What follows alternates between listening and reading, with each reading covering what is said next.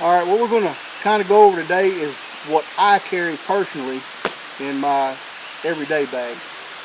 I use this when I go hunting, fishing, float trips. Me and the kids would jump on the side by side. We throw this bag in with us.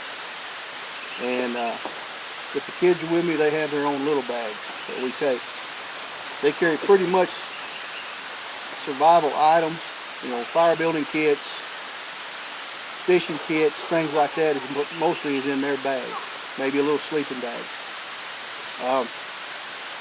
But this is stuff that I've carried pretty much all over the world with me when I've gone. It changes. It changes with the season. It changes with the location you're going to. There's a lot of variables in what you take and when you take it. Like if I'm going to the mountain, I'm not going to take my phone charger and solar charger and all that crap. If I'm going, you know, but if I'm going to be traveling close to a town or somewhere like this, then I'll throw all this in here. This little solar charger right here will charge my phone 3 times without having to charge it itself. But I can throw it in the sun. It takes all day to get a charge on it with a good sun. It's just a trickle charge. Is that a self-charging? Yeah. Yeah, it's all solar. Or I can plug it in the wall, however you want to do it. There's been a lot of people buying them where they're almost an external battery pack. You plug them into the wall, charge them with electricity, and then take them and get back up. They're heavy. They are. Little or nothing. That's what I was thinking about getting, is one when you charge it up, you just have the extra. But yeah. And that's just kind of the technical stuff I carry. Other than that, everything else that I carry is all low tech. The more knowledge you have, the less stuff you have to drag around. Most of this stuff right here on this table is niceties, not necessities. You know, they make life easier, but you do not have to have it. Because the more knowledge you have, the better off you are, the less weight you have to carry. I always carry a survival kit. I love this little 1-inch Gorilla Tape. It's got so many uses. Anywhere from splitting a busted leg with some sticks and you pad it out with whatever you got in your backpack, to ankles, twisted ankles, repairing backpacks. If you had to, you could actually tie a shelter together with this stuff. It's just really good. I've been asked why I always carry dental floss. You can take this dental floss and actually tear it apart and get finer and finer threads out of it, just like sinew. And you can sew up things. You can use it for what it's actually meant for. Fishing line. I've actually caught fish with this stuff. And I always carry a few hooks, sinkers, line, and I like different kinds of hooks. I especially love those little long shank cricket hooks. They're a lot easier. They don't swallow them as much, and they're easier to get out and reuse. You don't kill as many fish. I always carry a sharpening stone, especially if you've got a good quality knife. You don't want to use a river rock. Okay, this is just a small repair kit. It's got a needle, thread, an awl, a couple of Carter keys, and some safety pins in it. And it will fix just about anything you need. If you're going on a big backpacking expedition, I suggest throwing in at least one big belt buckle and another smaller adjustable buckle. When I was in Alaska packing everywhere, that would be the 2 things that would break with these little nylon buckles. I always carry rubber bands. They're just got a number of uses. You can use them on your tracking sticks to set the stride and the actual footprint you're looking for. You hold things together with them. They just got a number of uses. Okay. I always carry a carabiner or 2 and 550 cord. Now you're not going to rappel down a steep cliff with it or nothing like that. But I have been hung on bluffs where I had to pretty much slide down, and that little bit of 550 cord with an Italian hitch on these carabiners and a good belt will get you to the bottom. As far as a compass, I like the old military compasses. That's what I learned on. And all the little tools and necessities that go with it. You can get these small cards and your pace beads. Once you know your pace, you can pretty much keep track of where you're at. Now, to me, a big thing is fire. Fire is not just absolute necessity, but if you're lost, it is a real comfort to have a fire. Plus, you can make tools. You cook with it. You stay warm with it. You can use it for protection from big bears, like if you're in Alaska and the grizzlies are roaming around. Mostly, it's just a feel-good thing. I love the fire. And I always carry, like I have a lighter here. I've got one of these piezoelectric lighters. I played with them. I had them for several years. But these will actually blow a fire out. If you're trying to do it sideways, I've had it put the flames out when I was trying to get a small fire started. So I'm not really sold on them, but it's just kind of neat to let the kids play with.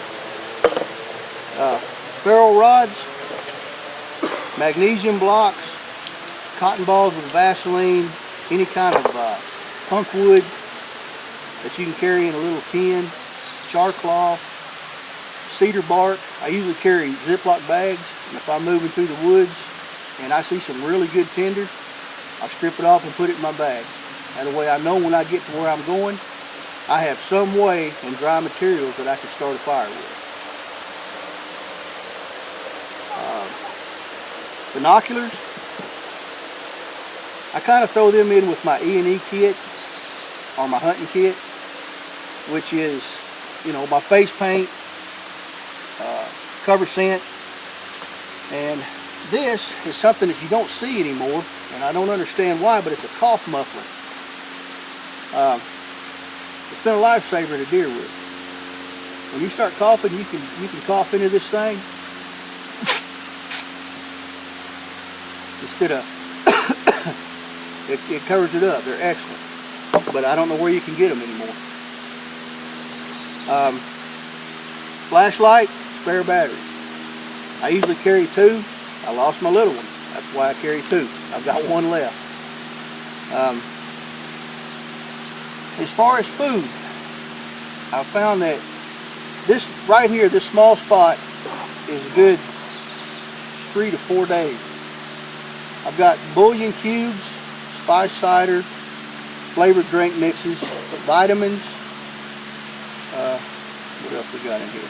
That's pretty much it. Oh, a couple of granola bars and these little packs of dried peanut butter. You put a little teaspoon of water with that, mix it up, eat it on the go. Pretty good stuff. 5-hour energy drinks. I'm usually not a big fan of them, but they do work. Water purifying tabs and a small water filter. I carry at least 3 ways because I have iodine over here. So I have 3 ways with me in this bag at all times to purify water. Well, 4. I can boil it.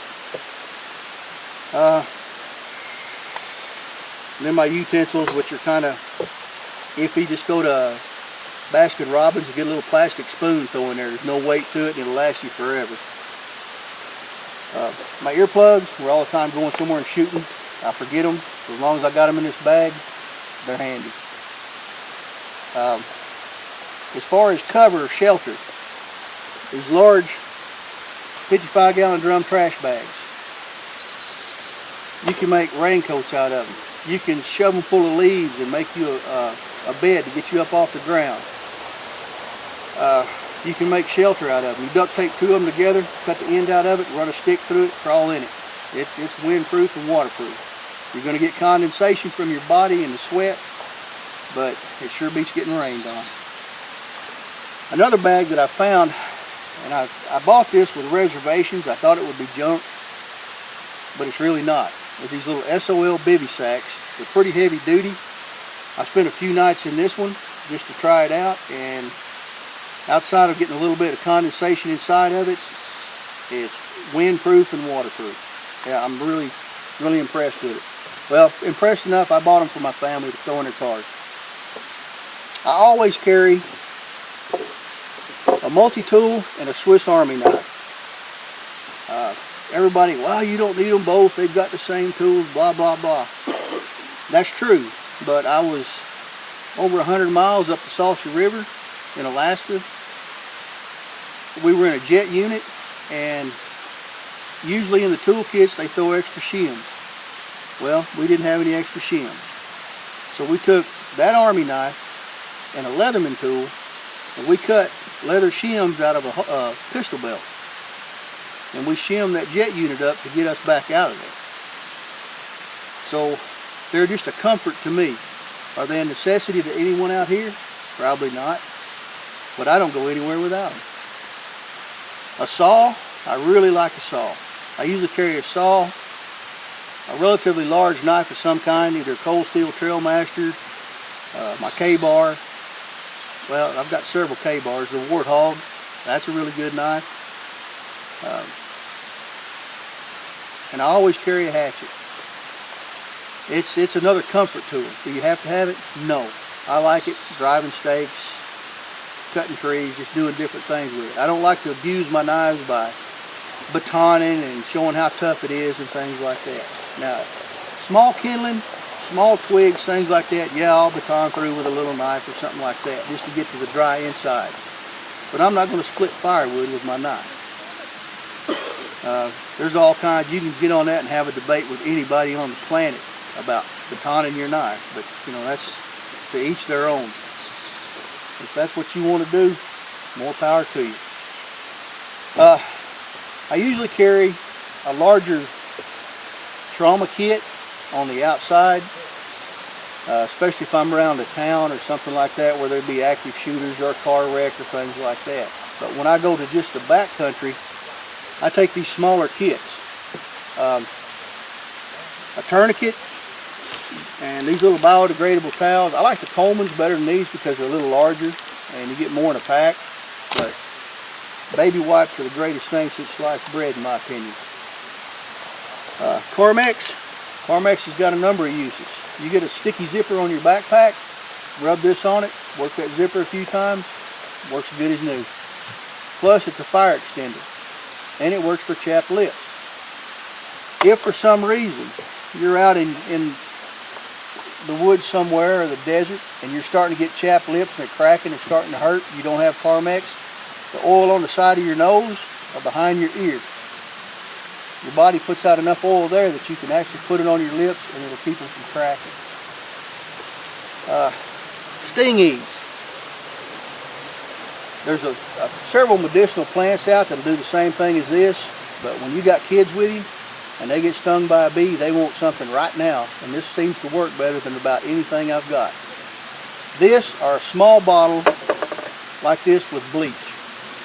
If you'll get a little dab of bleach on there after they're stung, it seems to take the sting out. Always carry sunscreen. You'll take people up in the mountains on mule trips, or you'll go on canoe trips. Someone will come out there and they hadn't seen the sun all summer and they will show up with no sunscreen. And by the end of the day, they're miserable. So always carry sunscreen with you. If nothing else, for someone else. I very seldom use it, but other people use it a lot. Two more high-use items that I found if you're with a group is Desitin, which if you take people up on mule treks and things like that, Desitin is a lifesaver. Everyone gets galled. Another one is Orajel. If you start getting a toothache, things like that, that Orajel is a wonderful thing. I always take bug repellent. Again, there's a lot of plants out here you can use for bug repellent. You can use it for, well, like the earth, the scent control. You take pine needles, crush them up, it'll knock your scent down too. But the bug control is a big thing with me. So much for that. And I always carry hand sanitizer, either these little pens or a bottle. It seems to be pretty handy. If nothing else, you can take white wood ashes and use that, and it'll pretty much, the lye in it is a really good disinfectant. In here I've just got Well, let's see here. You've got some Dyphins, you've got aspirins, you've got gauze, you've got tape, Band-Aids. I put moleskin in here. It's just for fixing little quick boo-boos, mostly on kids. And I always carry a good blanket, a reflective blanket. Now, this is a small dental kit that we fix up. It's got a Q-tip cut in half with a sharp edge on it, so you can use it for like a toothpick. And it has an Advil gel cap. You take and pierce that gel cap, and if you have a toothache, you put a drop of that on the tooth. Now don't get it on your gums, but put it on the toothache itself, and it'll help numb it. And then there's wax in here. You can bite down on it. Or if you lose a crown or a cap, there is it's a small packet used in neti pots, but it's basically baking soda. And you mix a slurry of that up with your toothbrush, you brush that out real good, you clean that crown, and there's wax in here. Put that on it, bite down on the crown, it'll help keep it from falling off. You can use toothpaste the same way. You can use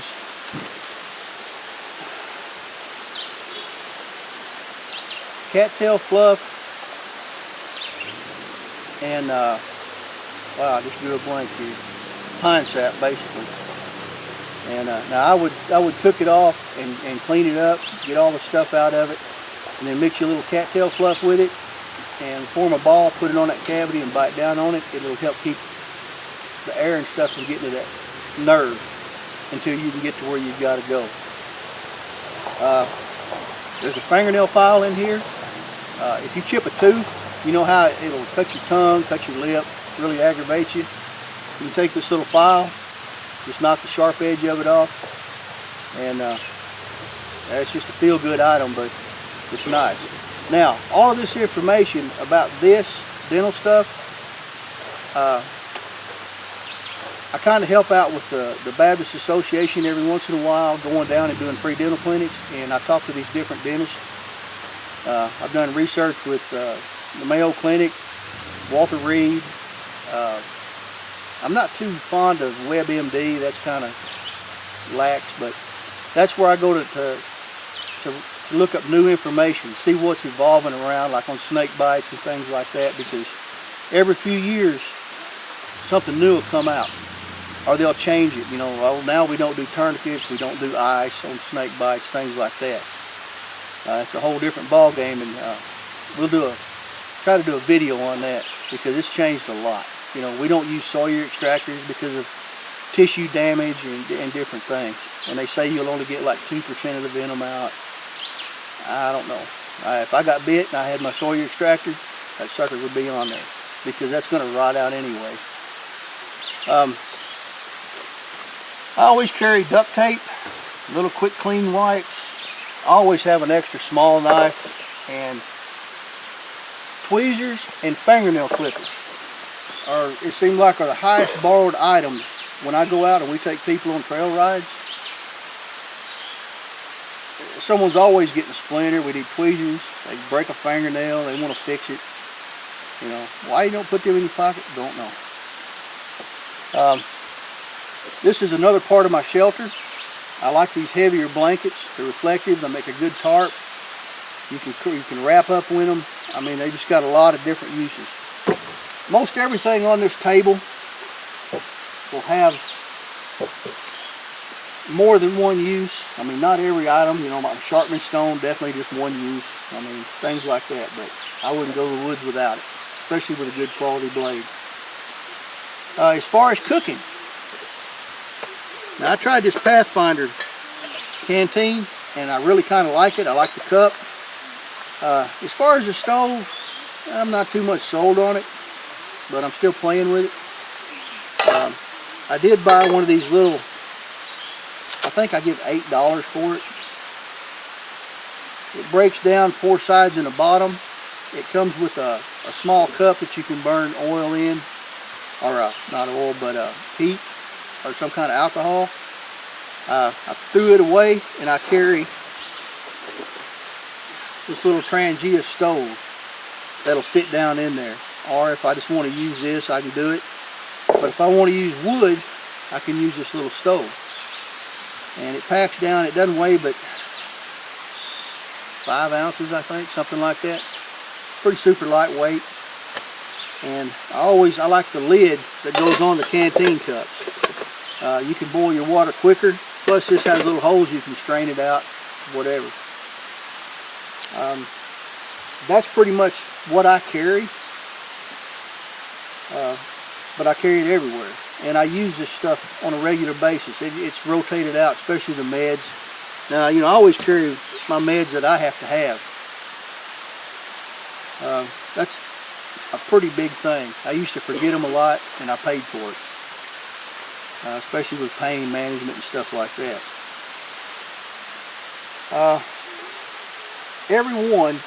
Aluminum foil.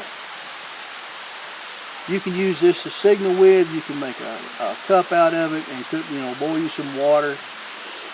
It's just got a bunch of different uses. If I get a fish and I don't want to pack it in mud, I can wrap it in aluminum foil, throw it by the fire. Was it 6 minutes on one side, 6 minutes on the other, and pretty much done. That's with trout. I think we've pretty much covered about everything I've got here that I can think of. Anyway, I always try to throw a pair of gloves in. They're pretty handy. But like I said, the more knowledge you have, the less stuff you have to carry. 90% of this stuff is just niceties. Really and truly. So, if you want to get out, train, learn new skills, research it. I'm not a fan of YouTube because there's too much stuff on it that's regurgitated. And people say, oh, that looks cool, I'm going to make this up. But they don't know the finer points of how it works. And if you're going to show someone how something works, you need to have used it. And you need to know what can fail on it. And let them know. If you're going to train smart. Train hard. Get with people like around here that want to train, want to share knowledge. Do it. That's pretty much on this. We're going to go through some of these other bags and look at them. And I want y'all to come up, critique this. What do I need to add? What do I need to get rid of? I'll tell you now, I'm pretty hard-headed. I won't get rid of nothing, but I will add to it.